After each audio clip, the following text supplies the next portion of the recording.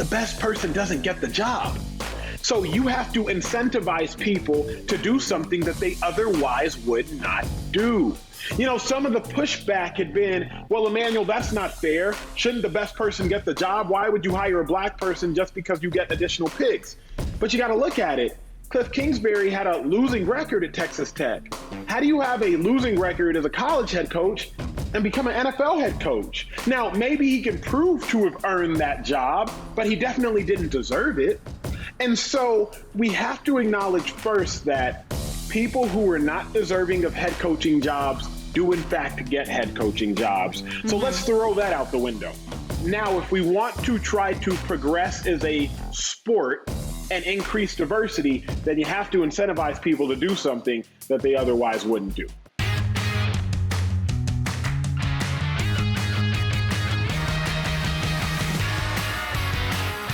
Hey everyone, welcome on into Drinks with Binks. I'm Julie Stewart-Binks. This is the show that likes to have a conversation with some of the biggest names in sports, entertainment, and media over a beverage of their choice. Sometimes we get zany, sometimes it's serious, but today I expect you to get some food for thought. And tonight we are so thrilled to be joined by FS1 host, analyst, New York Times best-selling author, and former NFL linebacker, Emmanuel Acho. Emmanuel, thank you so much for being with us here today. We are toasting you today with some water, but you have had quite a ride the last 6 months. Congratulations on really just accomplishing everything anyone could possibly do. How has the journey been like for you? It'd be inexplicable. The journey of, it's funny, usually when people introduce me and they say, you know, former NFL player, that has a bit of a sting to it. It's like, man, my biggest accomplishment, it's now former. But now I'm just like, there's been so many other checks that have happened to be checked off the list. So 2020, while a very trying year, it was obviously, for me, a career-wise propelling year between writing a book with Oprah and creating a TV show on YouTube and whatnot, a web series. It's just a lot going on, Julie, a lot going on. Yeah, that's got to be pretty surreal to say those words. Working on a book with Oprah. You're a New York Times best-selling author. You create this viral video series, Uncomfortable Conversations with a Black Man, and now you've created a movement, really, with it, and having so many of these big-time celebrities and names that understand it, tweet about it, that are talking about it. What's maybe been the biggest surprise for you, or the biggest thing that stood out or stayed with you from conception of this idea to where everything is now? The biggest surprise would have to be just how galvanizing it was. To put this into context for those that are unfamiliar, June 1st, I released my first episode, Uncomfortable Conversations with a Black Man. I'm sitting by myself in an all-white room, and for 9 minutes, 27 seconds, I just pour out my heart about the disconnect and the fracture in our country in the wake of the murder of George Floyd. Within 5 days, about 27 million people had seen that episode. I get a call 5 days later, a no-caller ID number. I pick it up, Julie, and all I hear is, Acho, McConaughey speaking. I want to have a conversation. I'm like, McConaughey is in Matthew McConaughey. He's like, yeah, man, I'd love to have a conversation. I was like, well, you know, Matthew, if I can. I said, well, I'll be recording the next episode in about 4 or 5 days. He said, let's do it tomorrow. Okay, McConaughey wants to do it tomorrow. We'll do it tomorrow. Next thing you know, Oprah calls me 5 days after that and was like, hey, I saw your first episode. I love your work. And I told her, I said, well, Oprah, I'm trying to turn it into a book. She said, books? I love books. And so the biggest surprise would be how galvanizing Uncomfortable Conversations with the Black Man was. The fact of the most powerful people in our society, from the commissioner of the NFL, Roger Goodell, who also called me from a no-caller ID number, to Oprah, to Matthew McConaughey, saw this, were moved by it, and said, we want to be a part of the good in this world. The names that you're mentioning that just reached out to you to want to have these conversations does really speak to the galvanizing factor that while this was an awful thing to happen in society, the murder of George Floyd and so many countless other innocent Black men and women, but that you've been able to create something good out of it. When you have these conversations, you know, we talk about the surprise in a good way, but what's been maybe something that surprised you in not so good a way?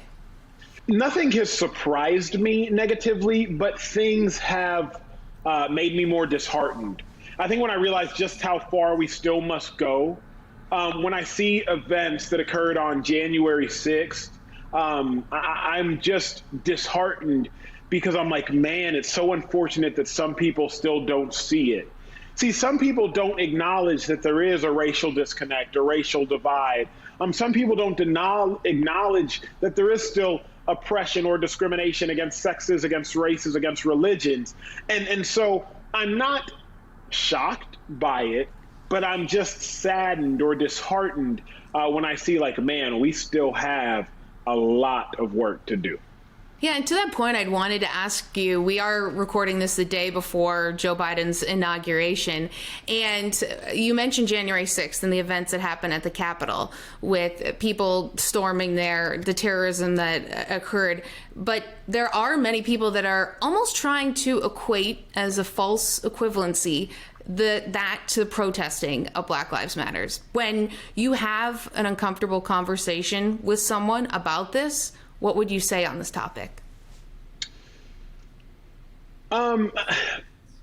That's a tough question. I think that there's a difference in, everybody has talked so much about white privilege, and to simply define it, to take some of the sting off of the term, white privilege isn't saying your life hasn't been hard.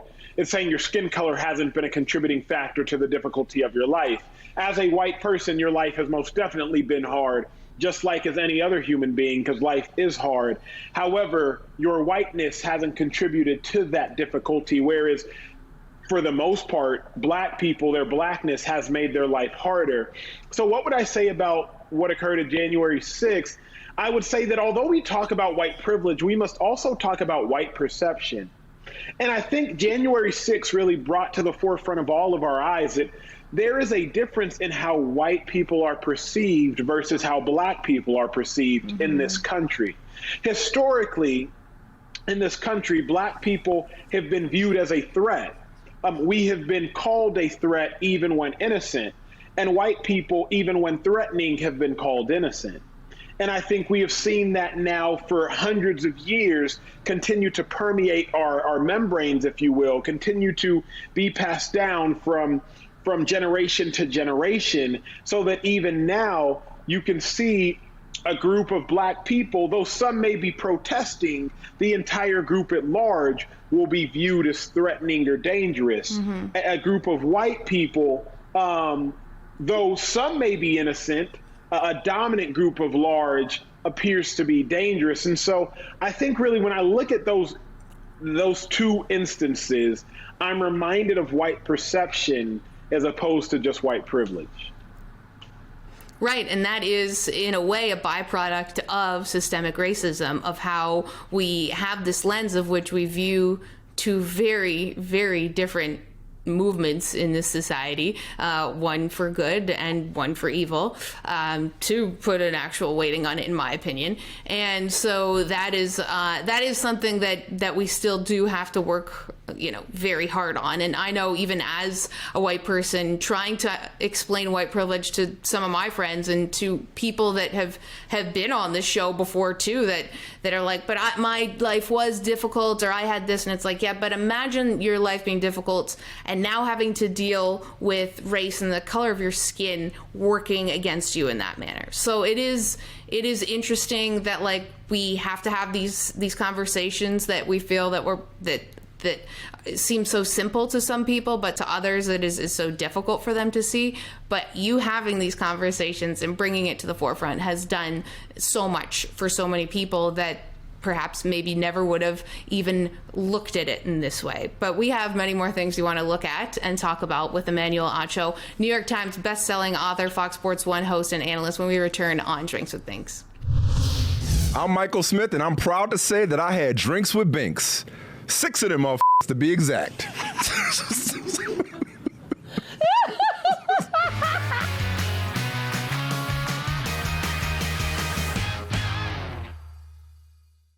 Hey, it's Carrie Champion, and I had so much fun with Drinks with Binks. She is clearly my favorite white person, my favorite white woman, my favorite blonde. Watch her show.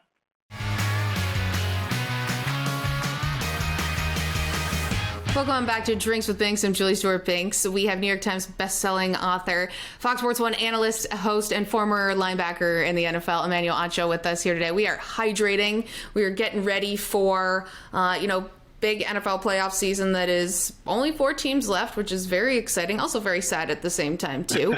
But you are so multidimensional. And we're discussing the fact that you have this book and this platform with the uncomfortable conversations with the black man. And you also have a show on FS1, Speak for Yourself, with Marcellus Wiley. You were with ESPN. You decided to go to FS1. How come you decided to take your talents to Fox? I try to go where opportunity presents itself, both from a micro level and from a macro level. And at the point in which I had now an opportunity to host my own show, as a former athlete, you can't turn that down. Society will try to put you in a box. In general, society will say that you can and can only do this. Think about how many former players are instantly turned into analysts. Well, you're a player, be an analyst. I'm like, wait, but what if I'm capable of more? What if I'm capable of hosting? So at the point in which I had an opportunity to host a show, it's a no-brainer. Particularly, people forget most of these shows are reserved for Hall of Famers, Pro Bowl players, all-pro players. I played 4 years in the National Football League and started a handful of games. So my talent had to speak for itself. I couldn't just let my football resume and accolades. And so at the chance in which at 29 years old, which I was at the time, had the opportunity to host a show, it was an absolute no-brainer. Yes, I agree. When I was presented with the opportunity to host my own show, I felt the same way. I didn't play. I have done nothing. So I was like, yep. I don't know who's thinking about this, but I will certainly say yes to that. Now, for you, you mentioned you're so much more than what you did on the gridiron, and you have these just incredible opinions and thoughts and takes on the game, and you aren't afraid to talk about politics and sports. What sort of, from a TV host standpoint, your approach to discussing when the two of them intersect? Well, the operative idea right there is when the two of them intersect. I won't just make a sports show political, because if people want to watch politics, they can turn on a political show. They're coming to me to watch a sports show. But I'm not ignorant of the fact that at times sports and politics do in fact intertwine. We spoke of the January 6th events in Capitol Hill. I didn't talk about that on my sports show. Other sports shows do. But I'm like, you know what? There was no sports crossover there. However, this summer's incidents with George Floyd, Jacob Blake, Breonna Taylor, at the point in which athletes are stopping their sport because what is occurring is affecting the athlete. It's affecting the sport. We got to talk about that. I'm not going to turn a blind eye to that. You see the lack of diversity in NFL hiring. At the point in which that is now affecting sports, we got to talk about that. And so I don't turn blind eyes to politics when they do intersect with sports. But at the same time, I don't just reach for divisive content whenever I can find it. Mm-hmm. Yeah, and you do see some different platforms doing that in on both different sides of the coin. And how is it, though? I mean, I work for a company that my boss she lets me drink on the show, right? So I mean, I can do whatever I want. I think there's boundaries. I haven't found them quite yet. But for you, when you're working at a company, when you're working at Fox, we have the inauguration this week. Let's say athletes are talking about it. What is the message from them to you guys on how you discuss it? Oftentimes we do have a lot of freedom. It's just be calculated with your speech. But when you're an adult, you're an adult. Like, you're paid to be a TV person. So speak eloquently, speak wisely, and think before you speak. And for me, I don't need anyone to tell me what to say, because I'm conscious of my own brand. I'm conscious of my own platform.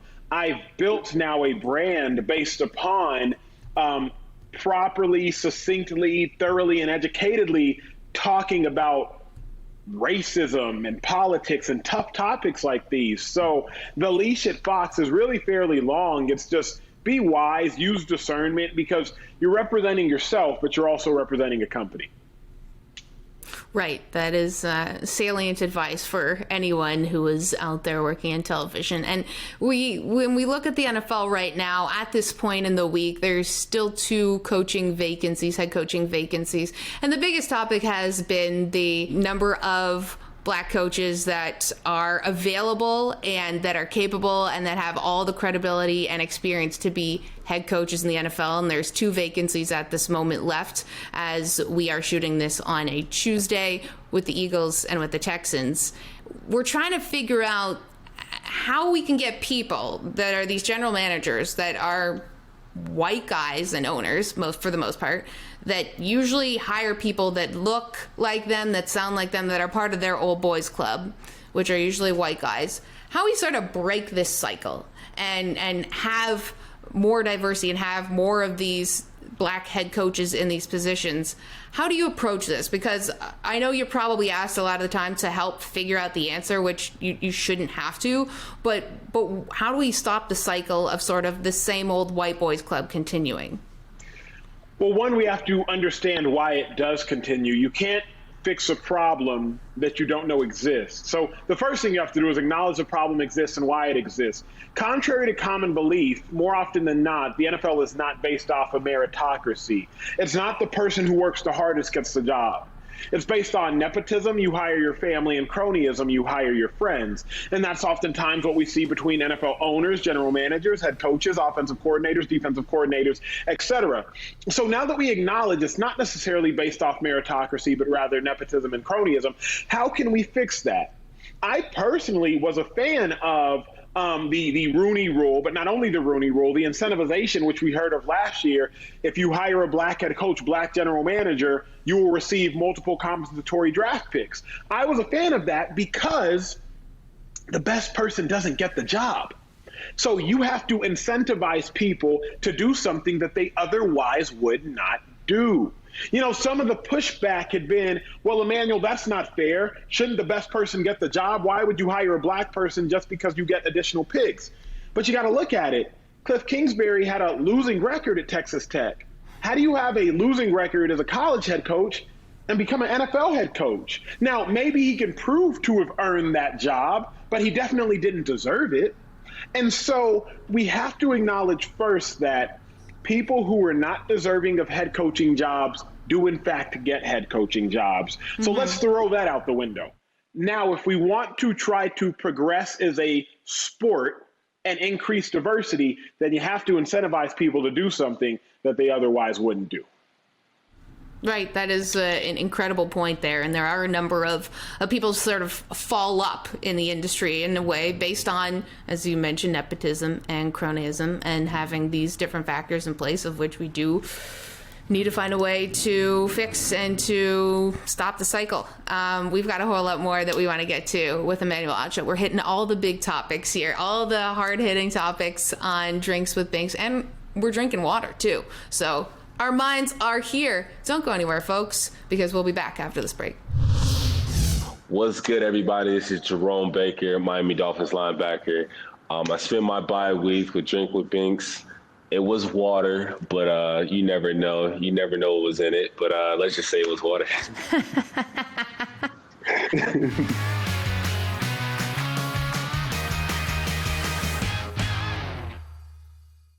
Hey, everybody, it's Alex Flanagan. I had Drinks with Binks, kind of. Does coffee count? I'm hoping maybe she'll invite me back for an evening episode so we can crack a bottle of wine next time.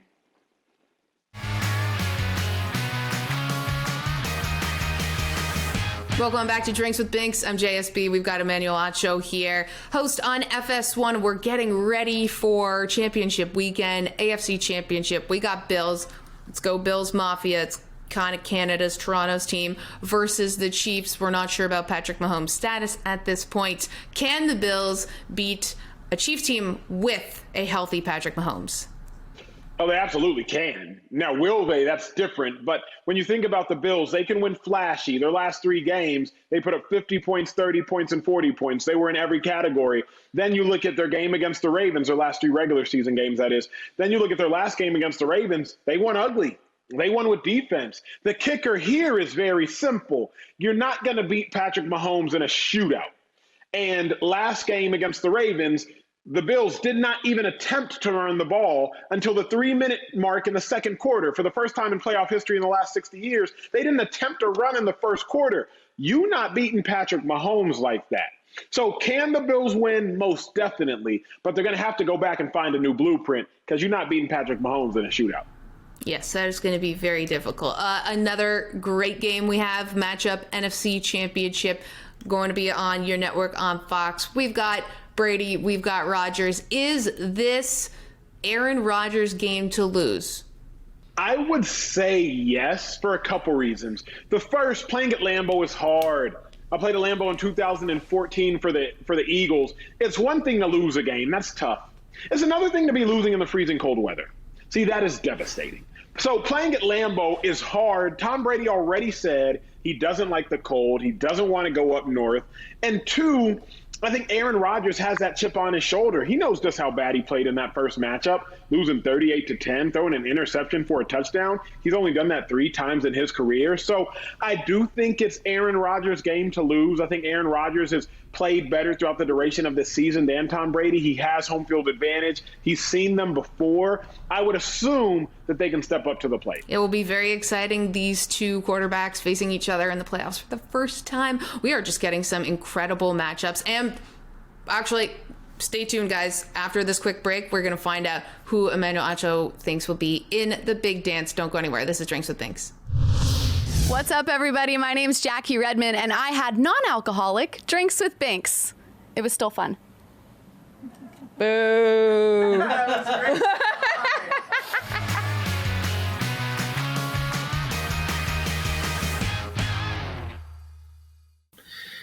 Hey everybody, it's Eddie Olczyk from the NHL on NBC and the Chicago Blackhawks television network, and I'm very proud and excited to having Drinks with Binks.